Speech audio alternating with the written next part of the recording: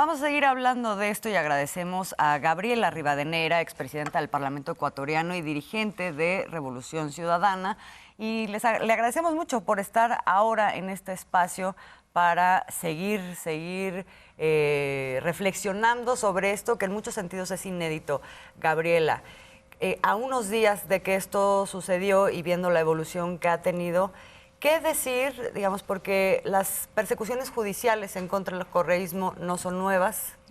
Tú misma eres víctima de eso y, sin embargo, fuiste beneficiaria de la figura del asilo. No habíamos visto una cosa como esta. ¿Qué lectura le das al hecho de que haya habido este atrevimiento de pasar por encima de la ley internacional, de las convenciones internacionales, con la dimensión que estamos viendo que tiene? Y también, ¿qué lectura le das a las reacciones que esto ha causado? Bueno, Azul, Alberto, buenas noches. Buenas noches a todas y todos los seguidores de Canal 11. Realmente es vergonzoso tener que, como ecuatoriana, tratar de explicar las razones del por qué llegamos a este punto donde un presidente totalmente inexperto, además bajo una torpeza diplomática, llega a tomar una decisión así, si no es por varios factores. Primera, el cogobierno en Ecuador lo realiza el Departamento de Estado. Por lo tanto, una decisión de este nivel jamás pudo haberse tomado por parte del presidente Daniel Noboa si no tenía un velo o un cobijo de alguien que le hizo creer en su momento que no iba a pasar nada si es que cometían un acto tan infame como el que realizaron. De manera inmediata, el repudio mundial sobre este hecho, porque además cada país sabe que no puede dejar esto sin tratarse, porque entonces corre el riesgo de que todas sus sedes diplomáticas pues sean atacadas del mismo modo y de que los derechos humanos que esto tiene que ver también sean tratados de la misma manera. Ni en épocas de dictaduras, es decir, no existen precedentes de este acto, porque no solo se trata uno de los tratados más antiguos que tiene la humanidad, como es el de Viena, sino también el de Caracas, Nelson Mandela, derecho a asilo universal, es decir, arrasaron con todo. Pero entonces, en ese sentido, escuchar al presidente Andrés Manuel López Obrador decir que esto tiene que ser denunciado, tiene que dejar un precedente y tenemos que ir a los organismos internacionales, quiere decir que con mucha sabiduría ha tomado este asunto que, para mi forma de ver, si recaía en alguien, en otro presidente, un tipo Milei, que se llora una declaración de guerra. Porque este tipo de actos que estamos viendo en las pantallas es una declaración de guerra. No sé a quién en su cabeza, más allá de la inexperiencia, se puede provocar cometer una ilegalidad internacional tan agravada como esta. ¿Pero es inexperiencia o cuál es la oferta que se le hizo a Noboa para tomar una decisión de esta naturaleza? Si seguimos la tesis de que no lo pudo haber tomado solo, que hay, por lo menos el gobierno de Estados Unidos de una u otra forma estaría allá, pero son nada más el gobierno de Estados Unidos. ¿Cuál es la oferta para que se arriesgue a tomar esto? Primero tienen que sostener ese gobierno, porque es la única forma en que les garantiza, primero, mantener la permanencia en un país que por mandato constitucional tiene prohibición de instalaciones de bases militares de cooperación internacional militar en el país. Eso a raíz de la salida de la base de Manta a través de nuestro proyecto constituyente. Eso está, es decir, está el Departamento de Estado, está el Comando Sur, desde Galápagos, que es patrimonio de la humanidad, se les ha entregado la isla San Cristóbal como portaaviones natural de vuelos militares diarios, es decir, están ahí adentro, están gobernando y tienen que sostener eso. Estamos ahora próximos a 2 procesos electorales.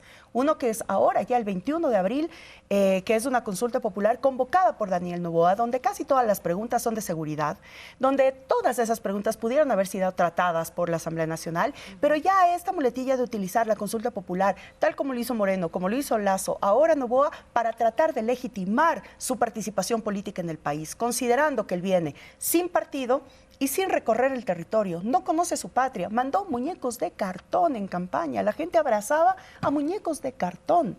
Y así gana una campaña en medio de toda una burbuja mediática que es la que ha logrado que 6 años la guerra judicial en el Ecuador se profundice.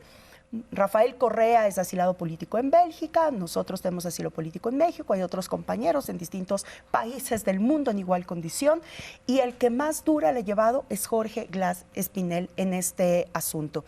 ¿Pero qué sacan entonces? Sostener estos beneficios. El Ecuador hoy por hoy es el país más violento e inseguro del continente.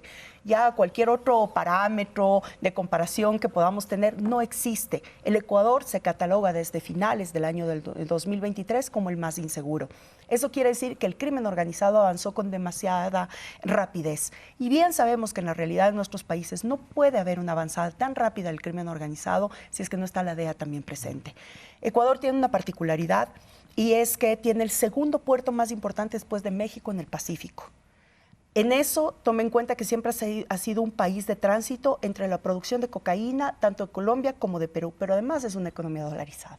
Es decir, esto ha permitido que justamente sea un panorama muy fácil, además con una ausencia de Estado, que el crimen organizado crezca de esta manera, y los gobiernos de turno, los últimos gobiernos de turno, han permitido que esto suceda, incluyendo el de Noboa, que en enero dejó que la fuga de Fito, uno de los mayores cabecillas que ustedes recordarán, por favor, un escándalo mundial igual, bueno, ahora ya nadie habla de Fito. Nadie sabe ni siquiera dónde está Fito. Ya no nos interesa dónde está Fito. Nos interesa qué pasa con Jorge Glass. Y poner el show de Jorge Glass diciendo que están trayendo un delincuente. Además que es tratado como si fuera terrorista internacional. Al menos. Imagínate, en 6 años no he podido mostrarle nada. Azul Alberto, una sola prueba no ha sido demostrada en los actos que se le han impugnado a Jorge Glass. Hasta la CIDH, la Corte Interamericana, han abogado por Jorge Glass y no existe Estado de Derecho en el Ecuador. Hoy no hay garantía de participación política en el Ecuador y peor aún de protección de derechos humanos. Fíjate que desde que Jorge Glass sale secuestrado, como vemos en las imágenes, ni la familia ni los abogados han podido tener contacto con él. Es realmente preocupante. Nosotros siempre decimos que separamos la voluntad del pueblo de la decisión torpe de una persona que no midió las consecuencias y que además quien operativizó, porque quien dio la orden al policía de que eso pase, es una ciudadana mexicana nacionalizada recién en noviembre del año anterior como ecuatoriana para asumir el Ministerio del Interior. Así que hay muchos factores que están alrededor de esto que dan mucha tela por cortar. Para cerrar, me gustaría preguntarte, Gabriela, porque esto ha abierto un debate. Pareciera haber un consenso internacional sobre el hecho de que es ilegal y la condena tiene que estar enfrente tras la violación a territorio soberano representado en una embajada. Sin embargo, se querría separar ahora, por parte de algunos actores políticos, esa inviolabilidad con el tema de la figura del asilo político. Ahora pareciera que ese está condicionado. ¿Cómo ves esa discusión? No se puede dividir y no se puede separar. En este caso en particular es inseparable porque la sede, sea llana, sea violenta, una sede diplomática, a causa de un asilo político, es decir, no puede separarse las dos cosas. Y lo que hemos escuchado hoy del propio Almagro en la sesión de las Naciones Unidas, donde hay un rechazo total, no se está poniendo en discusión el derecho de asilo, se está tratando de buscar una sanción que discipline este hecho frente a la decisión de un gobierno de allanar una sede diplomática. Entonces me parece que eso tiene que ir por ahí. Hoy ha pedido Almagro, bueno, la visión que pone Almagro, y que seguramente lo veremos en el informe posterior, es que vuelva a su punto, es decir, el asilado tiene que volver a territorio mexicano y obviamente el gobierno, pero especialmente Daniel Noboa y quienes dieron la orden, son los que deberán acatar, responder, hacerse responsables realmente de cualquier tipo de sanción que pueda venir desde los organismos internacionales. Sin duda, esto no puede dejar un precedente porque sería nefasto para la historia de vida armónica de los pueblos.